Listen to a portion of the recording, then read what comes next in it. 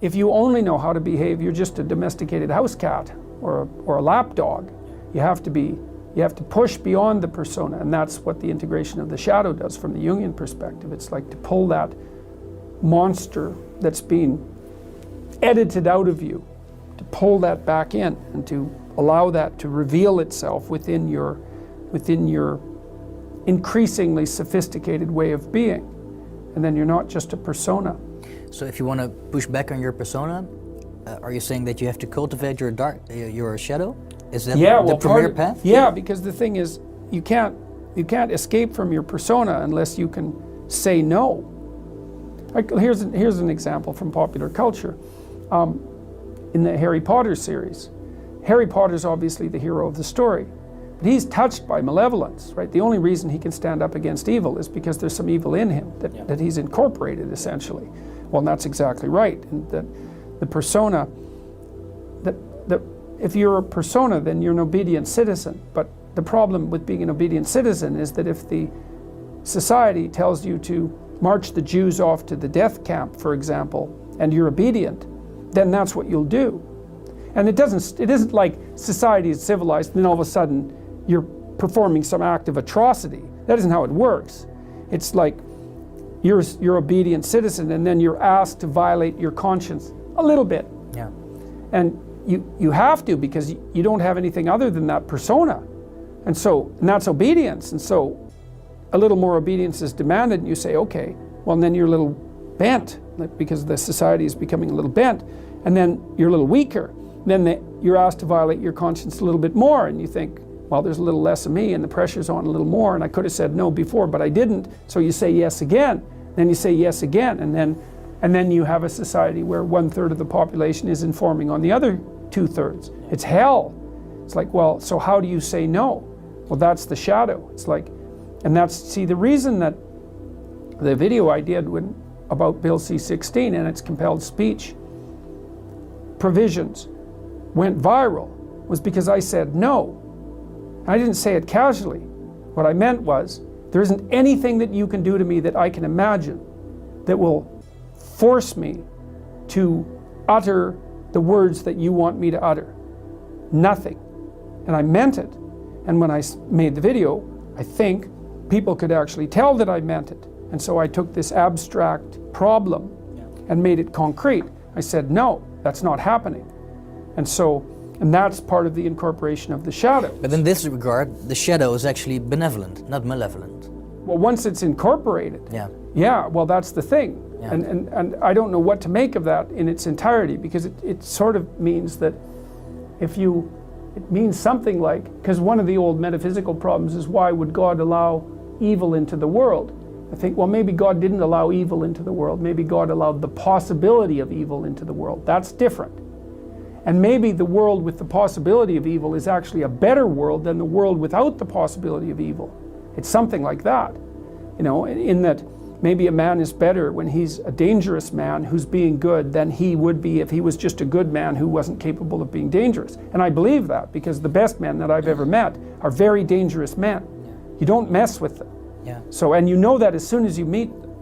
Do you think weak men can be virtuous? No. Because I think that when you're weak, let's say that signals that you don't have the options to sin. Right. Which is something that creates resentment, and resentment creates corruption. Mm-hmm. So in this sequence, do you think that someone without teeth or without the options to sin can be good? See, that's a real theological question, right?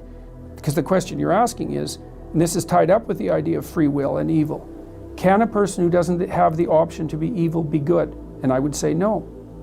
So maybe that's the reason that, metaphysically speaking, and I don't know where you are when you're speaking metaphysically exactly, but the question of why is there evil in the world is a constant question. It's like, it's possible that without the possibility of evil, there cannot be good.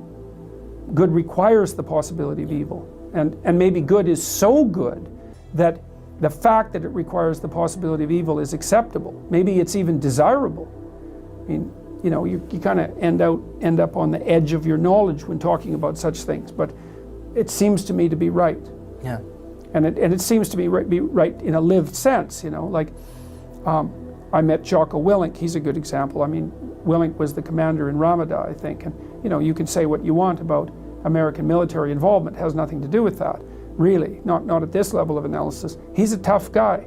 I follow him on Twitter. Yeah, so you know. He gets up every morning at 5:30, 4:30. He's a tough guy. He told me quite straightforwardly that he was one of those kids that as an adolescent could have gone either way, right? Yeah. He could have been a highly successful street criminal. Yeah, probably. Right, but probably. Well, you can see it.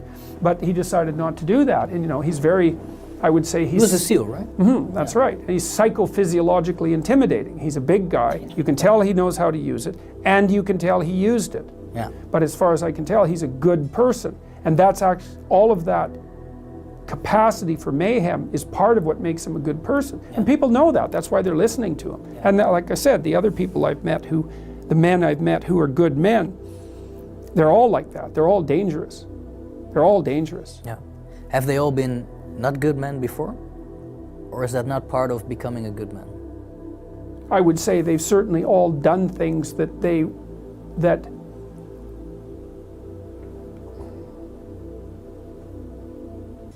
well, adolescents break rules, right? And healthy adolescents break rules. And so then the question is, well, how extreme does the rule breaking become?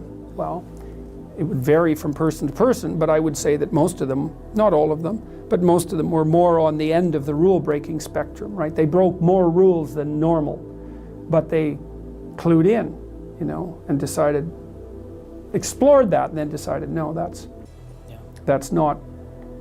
that's better than cowardice. It's better than weakness, but it's not as good as one of the most amazing things that I discovered this year, or stumbled upon, was I was puzzling over a line in the New Testament, which I've always been curious about because it never sat right with me. The meek shall inherit the earth. And so I was, as I said before, if you go online, Bible Hub, I think it's called, Bible Hub. It's really good for this because it contains a collection of commentaries, so you can look at a verse. And, right? You can look at a verse and other translations, multiple translations, and multiple commentators. So each verse is taken apart by many, many people. And I found out that the word meek either doesn't mean now what it meant when people first translated the text, or it was a mistranslation, either way. But because meek sounds like powerless and harmless, it's something like that, right? But what meek actually means, it's the derivation of a word, it's the translation of a word that meant something more like those who have swords and know how to use them but keep them sheathed. I thought, oh yes, that's exactly it. The world, those who have swords and know how to use them but choose to keep them sheathed will inherit the world. It's like, yes, exactly right, exactly right.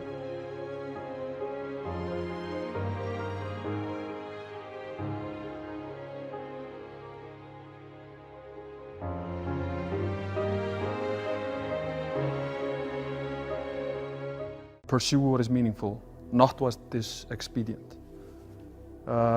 You write in the book, there is no faith and no courage and no sacrifice in doing what is expedient. What do you say to those viewers that don't pursue their dreams and are locked in their careers because they are too afraid to take risks and pursue something meaningful? Well, the first thing I would say is, well, you should be afraid of taking risks and pursuing something meaningful. But you should be more afraid of staying where you are if it's making you miserable. It's like the first thing you want to do is dispense with the idea that you get to have any permanent security outside of your ability to contend and adapt. It's the same issue with children.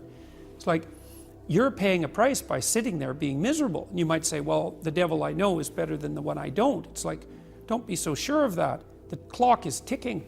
Yeah, and if you're miserable in your job now and you change nothing, in 5 years you'll be much more miserable and you'll be a lot older. But isn't it a luxury to pursue what is meaningful? Our viewers have mortgages, they have children, they have payments and loans.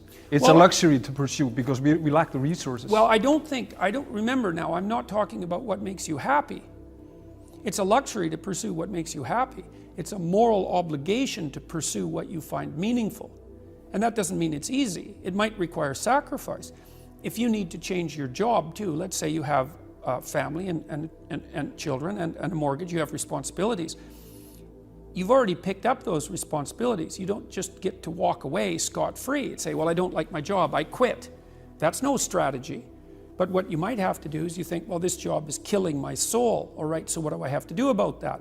Well, I have to look for another job. Well, no one wants to hire me. It's like, okay, maybe you need to educate yourself more. Maybe you need to update your curriculum vitae, your resume.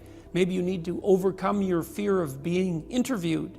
Maybe you need to sharpen your social skills. Like, you have to think about these things strategically. If you're going to switch careers, you have to do it like an intelligent, responsible person. That might take you a couple of years of effort to do properly. When you say pursue something meaningful, is it important to have a vocation? I think it's more important to have an ethos, an ethic. So I have a program, for example, called the Future Authoring Program, which is a writing program that enables people to develop a vision for their life and then to develop a strategy. And so it's based on the idea, imagine that, and it's an extension of the ideas in the book, or at least something along the same lines. The first thing that you want to do is figure out, imagine you were taking care of yourself, like you were someone you cared for, which is rule number 2, by the way, essentially. Then you should figure out, well, if you could have what you needed and wanted, what would it be? What sort of friends would you have? What would your family relationships look like? How would you conduct yourself with your children? How would you educate yourself? You need to think through how it is that your life could be properly arranged if you had that ability. And then you can aim at that. And the funny thing is that if you do posit a goal of that sort and work towards it, you will move towards it. The goal will change because you'll learn things along the way. But I mean, I've dealt with hundreds of people in my clinical and consulting practice, and we set a goal, we develop a vision and work towards it, and things inevitably get better for people. So it's not a luxury, it's difficult. It's a moral responsibility, and it isn't happiness. It's not, the pursuit isn't for happiness. It's a moral responsibility to pursue what is meaningful. Absolutely. Yeah.